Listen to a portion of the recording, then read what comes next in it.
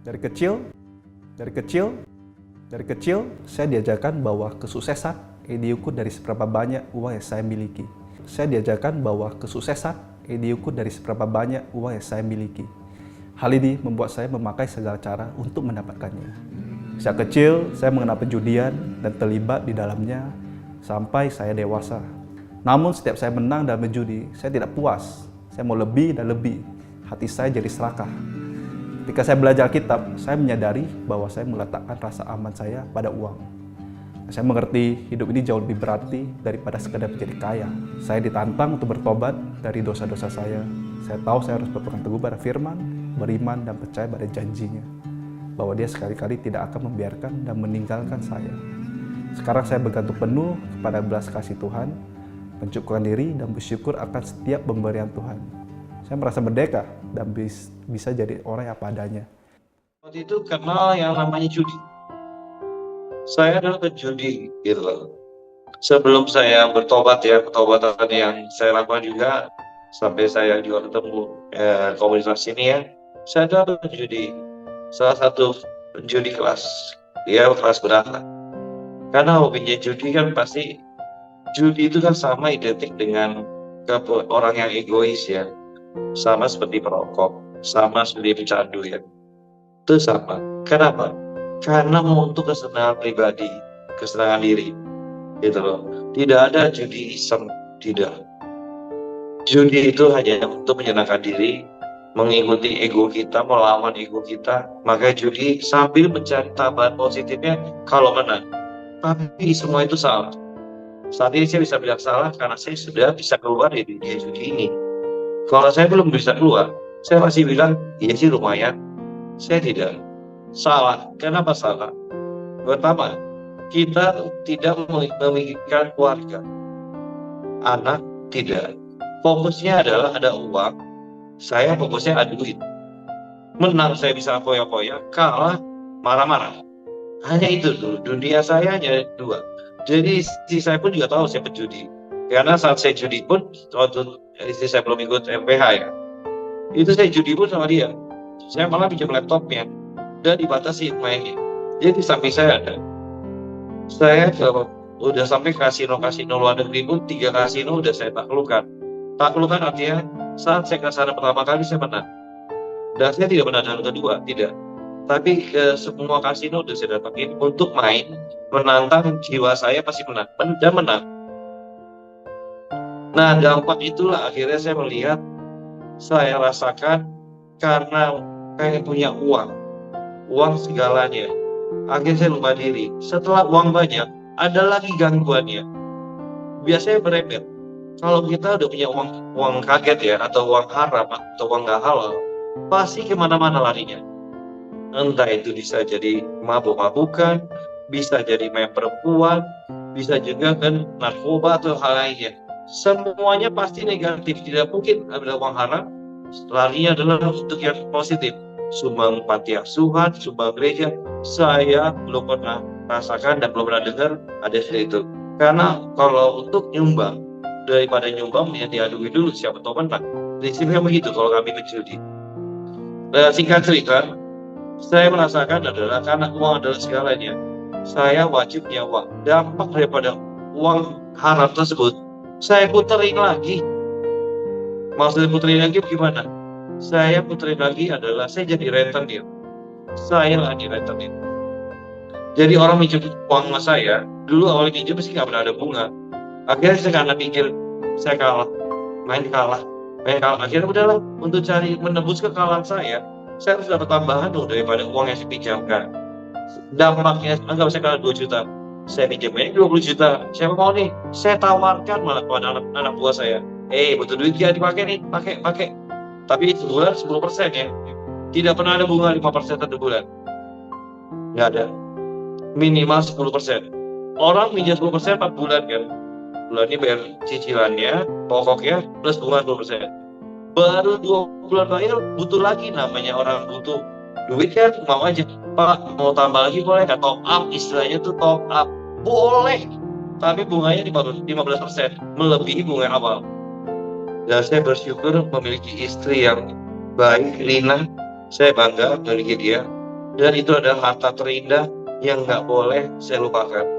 Karena dia mendampingi saya di saat saya susah dan senang sampai saat ini. Gitu loh. Dia tahu kelemahan dan kekurangan saya, dan dia bisa menerima kekurangan saya. Saya bersyukur. Saya sempat emang rumah tangga saya di ujung tanduk. Bukan karena Linanya, bukan karena istri sayanya yang mau melepas, sayanya yang mau melepas. Kenapa sayanya? Karena saya kan mendapatkan orang yang diganggu. Kalau kita udah masuk dunia gelap, komunitasnya kita pasti gelap. Kayak saya berjudi. Saya nggak pernah punya temen yang nggak berjudi tuh, yang biasa baca kitab suci, yang kayak Bro Paulus Isfila itu saya nggak pernah kenal. Nggak kenal. Kenapa? Karena beda dunia. Saat dia mengenal firman, saya mau main judi, akhirnya ditegur kan. Baca dulu kok. Kenapa? Ya main judi dulu. Oh iya. Kan nggak mungkin. Jadi menurut saya, lingkungan sangat mempengaruhi untuk karakter seseorang. Karena dulu lingkungan saya di rumah saya lama waktu saya belum pindah ya, di Bekasi, lingkungannya semuanya penjudi. Jujur, penjudi. Istri saya lagi hamil, saya mau berjudi, tiap malam saya berjudi. Alasan saya ronda. Istrinya orang curiga, kok ronda tiap malam ya? Pokoknya ronda aja, saya bilang. Sorry mah, mau ronda dulu ya. Karena kan lawan, oke ya, bos, ayo dong, kurang satu nih, kurang satu. Seneng banget kita. Siap, ronda. Padahal lagi hamil. Nggak mikir, jadi itu anak mesti jaga, saya nggak mikir. Fokus saya adalah kesenangan pribadi saya. Saya maunya happy. Itu dulu saya begitu. Dan saya menyesal. Sangat menyesal. Saya punya buku. Jadi dulu saya gajian. Saya nggak perlu ambil gajinya. Saya kata buku ini aja. Bayar. Mirna bayar. Astrid bayar. Kayak gitu aja. Oh oke, coret. Saya begitu dulu. Sampai akhirnya saya kena musibah. Ya, di situ saya belajar bahwa saya nakal. Sudah suruh stop, saya nekat melawan. Saya coba kasih pinjam, karena uangnya terkumpul banyak. Saya bingung kan, mau diapain. Saya pinjemin ke satu orang aja, padahal udah bilang gak jadi. Kan bukan karyawan perusahaan saya yang saya pinjemin, teman dekat saya aja. Saya pinjemin semuanya, ratusan juta. Saya kasih ke dia. Akhirnya, dia meninggal. Saya drop waktu itu. Itu tahun 2020 ya, 2020 dia meninggal. Saya drop. Saat saya drop, di situ saya merasa nggak punya pegangan apa-apa. Dan istri saya juga bilang, sudah apa, uang bisa cari.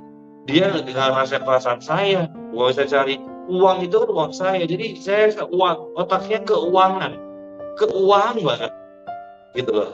Sampai saya ikut LPH, saya menyadari uang bukan segalanya, makanya saya bisa ketawa sekarang. Dulu nggak bisa ketawa, sensitif. Dicenggol gitu udah mulai jadi galak banget, galak saya dulu. Sekarang senggol aja, dipukul aja saya nggak marah. Main judi adalah kesalahan terbesar yang saya buat dalam hidup. Patrick Foster mengalami masa kelam dalam hidupnya pada tahun 2018. Saat itu dia bermasalah dengan hutang perjudian yang menumpuk dan tidak melihat ada jalan keluar.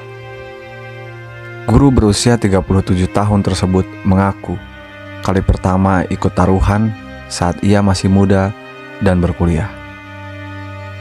Perjudian membuat karir Patrick hancur saat itu juga. Ketagihannya dalam berjudi membuat karirnya sebagai atlet kriket berakhir dan mulai mencari pekerjaan di perkotaan. Keadaan bertambah buruk ketika ia berprofesi menjadi guru. Patrick sering meminjam uang dari para orang tua murid dan berbohong kepada rekan-rekan kerjanya. Dengan segala kebuntuan pikirannya, dia pun menaruhkan uang 50.000 euro atau sekitar 1 miliar rupiah untuk berjudi dalam perlombaan pacuan kuda. Dan semuanya berakhir dengan kekalahan, disusul kehancuran dan keterpurukan. Saya tidak tahu mengapa saya melakukan hal itu. Semua seolah terjadi begitu saja. Patrick pertama kali mengenal perjudian karena ajakan teman-temannya untuk sekadar iseng bermain ke kasino. Tapi yang terjadi, Patrick tertarik untuk bermain pada mesin roulette. Terdapat uang 2 euro di sakunya dan memutuskan untuk memasangnya di meja judi. Sejak saat itu, hidup Patrick berubah selamanya. Ini adalah kesalahan terbesar yang saya buat. Patrick lalu dapat pekerjaan di suatu sekolah di kota Oxford, mengajar sejarah dan bahasa Latin. Namun tak lama kemudian, Patrick mulai berjudi lagi. Gajinya tidak cukup untuk memenuhi hasrat bermainnya dan mulai terjerumus pada hutang, baik pinjaman tunai maupun kartu kredit. Begitu uang habis, segalanya kian memburuk. Berteman dengan orang-orang yang sangat kaya, Patrick mulai mendekati mereka dan berbohong demi mendapatkan uang. Dengan berbagai alasan, Patrick mendapat pinjaman dan berjudi lagi dan lagi. Di awal tahun 2018, segalanya sudah di luar kendali. Memiliki 76 akun judi online dan 23 pinjaman, berhutang dari 113 orang yang berbeda, yang totalnya lebih dari 5 miliar dan harus segera dilunasi. Patrick dilaporkan sebagai seorang penipu. Tapi bukannya tersentak, Patrick malah memutuskan untuk berjudi kembali dengan harapan bisa menang lebih besar dan segera melunasi hutangnya. Tapi lagi dan lagi, keterpurukanlah yang menghampirinya. Saya mendapatkan kesempatan kedua. Akhirnya, Patrick bicara apa adanya pada keluarga. Semua kebohongan yang dia buat, hutang, dan situasi pekerjaannya. Tidak sanggup menjelaskan berapa sulitnya, namun itu adalah momen bagi Patrick untuk bisa melanjutkan hidup. Orang tuanya tidak marah. Mereka sadar bahwa Patrick membutuhkan bantuan. Dan akhirnya Patrick dimasukkan ke pusat rehabilitasi. Sebulan berikutnya saat direhab, itu adalah masa-masa yang sulit. Patrick harus mengambil tanggung jawab penuh atas apa yang telah dia lakukan. Tak lama kemudian, Patrick kemudian bertunangan dengan kekasihnya ketika keluar dari rehabilitasi. Namun Patrick belum kepikiran apa yang akan dilakukan pada hidupnya. Patrick kemudian menghubungi asosiasi pemain kriket profesional yang memberi perhatian kepada atlet dan ex-atlet kriket. Mereka membantu Patrick secara finansial dan emosional, mengorganisir perawatan dan membuat rencana untuk membantu melunasi hutang Patrick. Kemudian Patrick pun memiliki keinginan yang membara untuk berbagi kisahnya. Patrick tidak bangga dengan apa yang dia lalui, apa yang dia perbuat di masa lalu. Tapi Patrick sadar betapa mudahnya terjatuh ke dalam perangkap besar itu. Dan sekarang, Patrick menjadi seorang yang jauh lebih baik. Bekerja sebagai seorang mentor dan guru dalam satu manajemen rehabilitasi judi. Kak, jadi kalau berdasarkan algoritma, jadi di judi online itu persentase yang kalah itu 90%, yang menang 10%. Oh iya. Jadi 10%, itu mengharapkan keuntungan dari yang 10% menjadi yang 10%. Tapi 90% orang akan loss, dan itu udah didesain. Ya. Udah mutlak ya? Ya, karena begini, kalau kalah terus, ya pasti nggak laku dong judinya. Iya, benar-benar. Menarik, ya kan? Coba Anda main, kalah terus deh, pasti stop. Nah, Pasti tapi stop. kan ada kemenangan. Nah, kemenangan itu kan digilir dengan algoritma, tapi secara rasio adalah dari 100 orang yang berjudi, yang diberi kemenangan dia 10%. 90% masuknya dia di bandar. Benar-benar. Dan habit manusia ketika menang, apa yang terjadi? Mau main lagi. Mau main lagi. Ketagihan, ya. Yes. Ketagihan, ya. Menang ketagihan, kalah penasaran, ya sudah. Polres Metro Depok menangkap 5 tersangka berinisial TZ, JP, MK, HI, dan R yang memiliki peran masing-masing dalam pengoperasian situs judi online. Mereka telah menggeluti situs judi online selama 2 tahun terakhir. Perputaran uang per hari diperkirakan mencapai 9 hingga 15 juta rupiah dengan modus promosi melalui iklan di media sosial Facebook dan Instagram. Atas perbuatannya, kelima tersangka dijerat dengan pasal 45 ayat 3 junto pasal 27 ayat 2. Perbandingan yang digunakan adalah 1:10, yaitu 1 kali menang dan 10 kali kalah. R mengaku mempelajari hal itu dari rekan-rekannya. Ia telah menjalankan aktivitas tersebut selama 8 bulan terakhir. Usai menyampaikan penyebab seorang penjudi online sering kalah, ia pun meminta agar semua pihak tak mudah percaya dengan judi online. Si Asep menang gede nih main judol. Apa gue coba ya? Lumayan buat bayar utang. Yes! Gacor gede banget nih. Gue ngedepo lebih gede kali ya. Pasti makin untung nih. A few moments later. Judi online terlihat mudah, tapi pernahkah kamu bertanya apa dampaknya untuk hidupmu? Bukan untung yang didapat, melainkan stres, hutang, bahkan hubungan dengan orang terdekat rusak. Berhenti sejenak. Ada orang yang sering main slot atau judi online untuk tidak ketipu sama yang namanya Dewa Zeus. Pertama main kalian dikasih menang agar kalian ketagihan. Jangan terlalu banyak berharap menang, apalagi harus pinjol, ngutang, atau jual perabotan rumah demi depo. Anda miskin, jangan dibikin gelandangan. Anda pintar, jangan dibikin tolol sendiri. Anda cakep dan ganteng, jangan dibikin jelek karena muter otak gimana caranya buat depo. Rumah tangga kalian harmonis, jangan dibikin berantakan. Ingatlah, perbanyaklah sedekah agar rezeki kalian dilipat gandakan. Di dunia judi online, Andi, seorang pemuda berusia 20 tahun, sedang mencari cara untuk mendapatkan uang cepat. Suatu hari ia menemukan situs judi online yang menjanjikan keuntungan besar. Di situs itu, para pemain diberikan bonus besar jika mendaftar. Terpesona dengan janji-janji manis itu, Andi segera mendaftar dan mulai bermain. Awalnya, ia merasa keberuntungan berpihak padanya. Namun saat ia mencoba menarik uang hasil kemenangannya, ia mendapati bahwa situs tersebut tidak bisa dihubungi. Akhirnya, Andi sadar bahwa ia telah menjadi korban penipuan. Uang yang ia habiskan, serta waktu yang hilang, membuatnya menyadari betapa rentannya bermain judi online tanpa memahami risiko-risikonya. Langkah tercepat untuk menjadi orang yang depresi adalah main judi, mau itu judi online ataupun judi darat. Lo, gua, kita semua yang pernah terjerumus dalam perjudian online pasti pernah merasakan hal yang sama. Banyak hutang, aset hilang, keluarga hancur, diri kita sendiri gak terurus. Kita kesulitan untuk berpikir jernih karena kondisi mental kita yang ancur-ancuran, kondisi fisik kita yang drop, kondisi mental kita yang down. Kita semua akhirnya berada di fase gak tahu harus gimana, gak tahu harus ngapain, dan gak tahu harus mulai dari mana. Itu semua bisa terjadi karena kondisi pikiran kita dan kondisi mental kita yang udah fokus sama judi. Kita berada di zona pecandu judi yang sangat akut.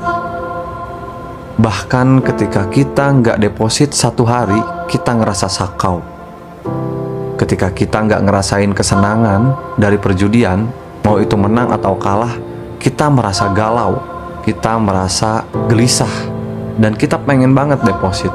Tapi percayalah, buat lo yang sekarang lagi merasakan fase sakau, yang lagi proses berhenti judi secara total, lalui itu gue yakin lo pasti bisa. Jangan mau terjerumus dalam perjudian lagi, jangan bikin hidup lo makin hancur-hancuran lagi. Gua memang gak tahu seberapa besar masalah yang lo hadapi gara-gara judi. Gua mungkin gak tahu seberapa banyak hutang dan aset lo yang hilang gara-gara judi. Tapi yang gua tahu, ada begitu banyak orang yang bisa berhenti judi secara total di luaran sana, termasuk gua yang sekarang berusaha membuat konten berhenti judi online. Gua juga pernah berada di titik kayak lo sekarang, depresi, gak tahu solusinya harus gimana, bingung karena hutang segitu banyaknya, hutang ke orang, hutang ke keluarga, bahkan hutang ke pinjaman online. Gua banyak membaca komentar, gua banyak melihat aktivitas komunikasi yang ada di grup Telegram Pejuang Lawan Judi, yang linknya udah gua taruh deskripsi, kalian tinggal masuk aja dan sharing di sana. Ada begitu banyak orang yang lagi berjuang, lagi berproses untuk berhenti judi secara total. Kekalahan mereka besar-besar, bahkan bisa lebih besar dari kekalahan gua secara pribadi. Tapi pada akhirnya poinnya bukan itu. Mau lebih kecil, mau lebih besar, mau berapa juta, puluhan juta, ratusan juta, hutang lo, kehilangan aset lo, semua sama aja. Gak ada yang lebih berat, gak ada yang lebih ringan. Semua kembali ke sudut pandang kita melihat masalah itu. Dan gua pun memahami, kalau misalkan gua berada di posisi lo sekarang, gua mungkin belum tentu mampu untuk menghadapi masalah lo. Begitupun sebaliknya, kalau misalkan lo yang berada di posisi gua dulu, gua juga gak yakin lo bisa menanganinya. Sehingga setiap masalah selalu datang kepada pundak yang tepat. Seluruh masalah keluarga, seluruh masalah hutang piutang lo gara-gara judi online atau judi darat, semua itu adalah konsekuensi dari perilaku kita yang salah. Dan selama kita merasa bahwa apa yang kita lakukan gak salah, kita akan terus depresi. Kita merasa bahwa judi online ini hanya permainan, padahal enggak. Itu semua lebih dari permainan. Semua itu adalah penipuan yang menjerumuskan lo dan gua, kita semua sekarang. Judi dalam jenis apapun selalu bisa merusak kita, selalu bisa merusak pikiran dan mental kita, bahkan mampu menghancurkan keluarga kita tanpa kita sadari. Dan di saat kita mulai kalah banyak, mulai hilang banyak aset, mulai banyak hutang, barulah kita merasa bahwa kayaknya jalan yang gua pilih ini salah. Dan kenyataannya memang salah. Tapi selagi lo merasa bahwa kesalahan lo ini bukan pure salah lo akan terus berputar di lingkaran depresi. Selagi diri kita masih belum menerima kekalahan dan kesalahan yang telah kita lakukan, selama itu juga kita akan terus berputar-putar dalam depresi yang dalam, dalam depresi yang begitu menyakitkan diri kita. Kita pun akhirnya jadi malas, kita nggak punya semangat, karena pikiran kita bilang bahwa nggak ada solusi dari semua ini. Tapi sebagai teman, gua ingin selalu mengingatkan bahwa Allah Subhanahu wa Ta'ala, Tuhan kita semua, apapun agama lo, pasti menempatkan masalah di pundak yang tepat. Selagi lo mau mengevaluasi diri lo dengan adil, selagi lo mau bergerak sedikit demi sedikit, gua yakin akan selalu ada jalan keluar. Dan ayolah, mari kita cari jalan keluar kita masing-masing. Gak perlu kita merasa masalah orang lain lebih berat atau lebih ringan. Bahkan kita pun gak perlu merasa bahwa masalah kita lah yang paling berat.